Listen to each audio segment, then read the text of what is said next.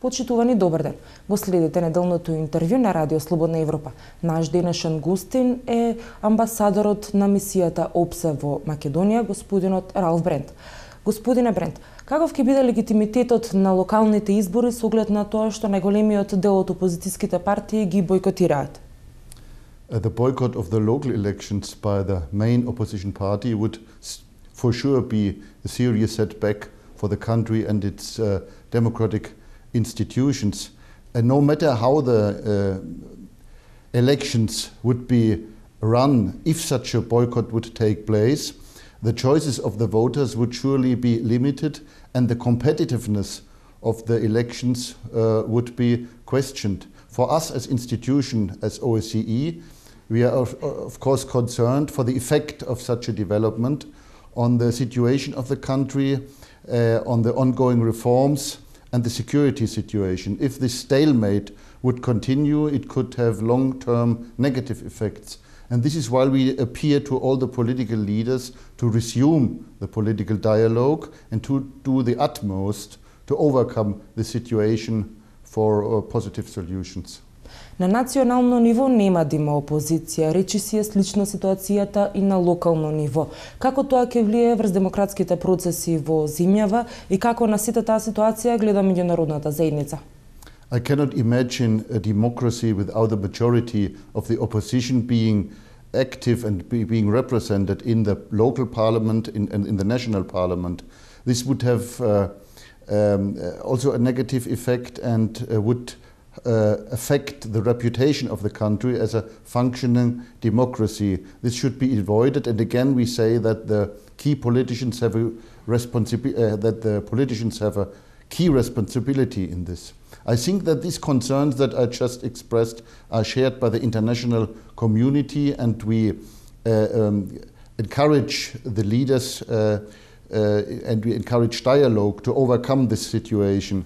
Од друга страна, како сето тоа влие врз прашањата кои што се однесуваат за надворешните политики, конкретно околу прашањето за решавање на спорот за името?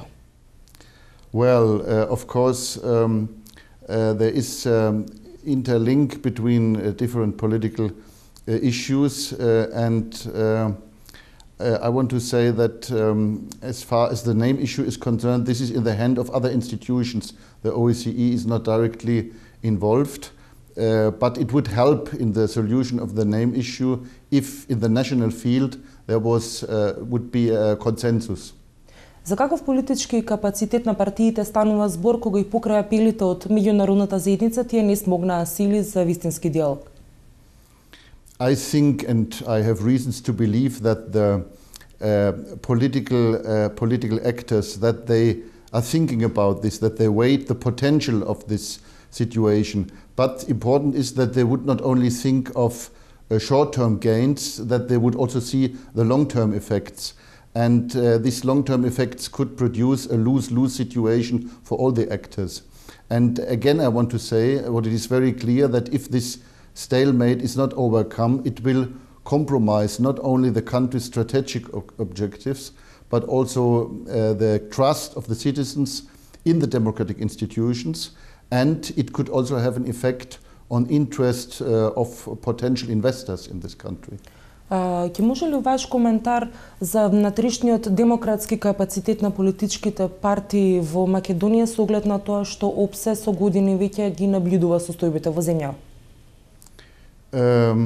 Well, we say that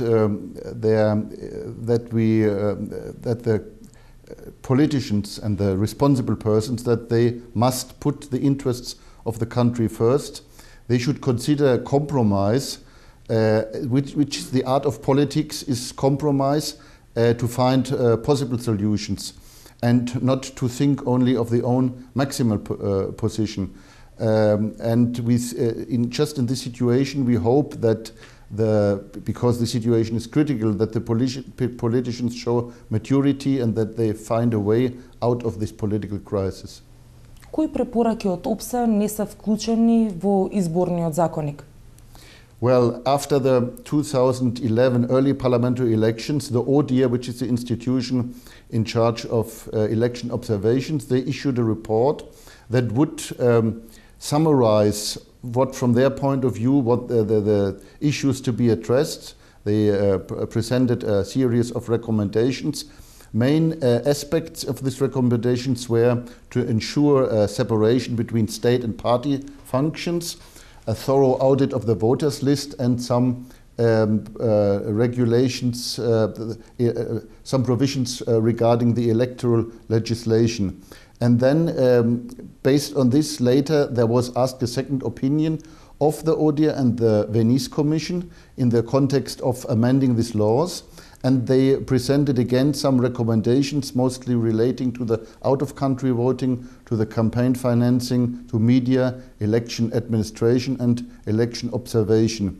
Then the electoral legislation was amended and adopted in a new form.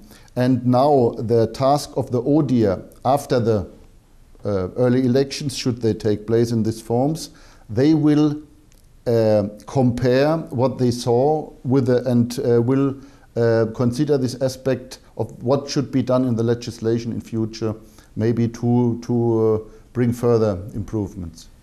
Вршењето притисок врз администрацијата за да гласа за владачките партии е една од главните забелешки за изборните процеси.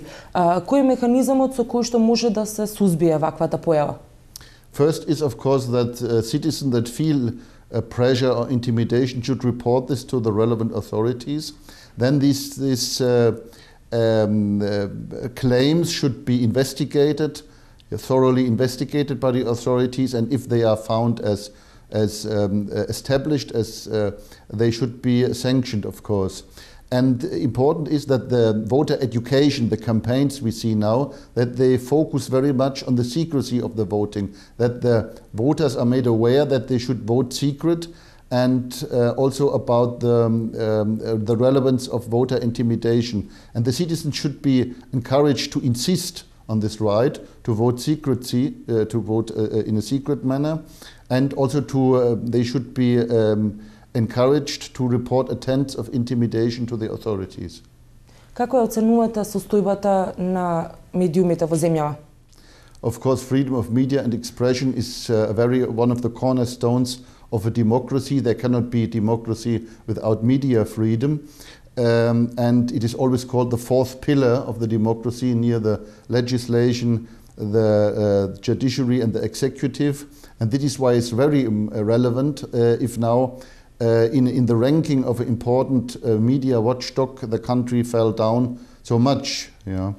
As you know, and as your viewers will know, many of them, the OSCE has the representative of freedom of media, Mrs. Dunja Mijatovic. She is the person who mostly addresses the media situation in the OSCE member states. And she had visited Skopje in October 2012, and she had mentioned a number of issues that should be addressed. One was the decriminalization of defamation, the problem for the journalists with being punished for defamation, and some other issues. And this first point was successfully addressed. There were legal provisions adopted regarding the decriminalization of defamation, which is a positive development, but in many of the other fields you mentioned, still a lot has to be done. And I can only encourage the authorities and the journalists through their associations, but also as persons, to restart this dialogue on these issues which are still open. And I am convinced that with the political will and hard work and the will to compromise, some positive results could be achieved. Ви благодарам за разговорот. Вам почитувани ви благодарам што го следевте неделното интервју на Радио Слободна Европа. Пријатно.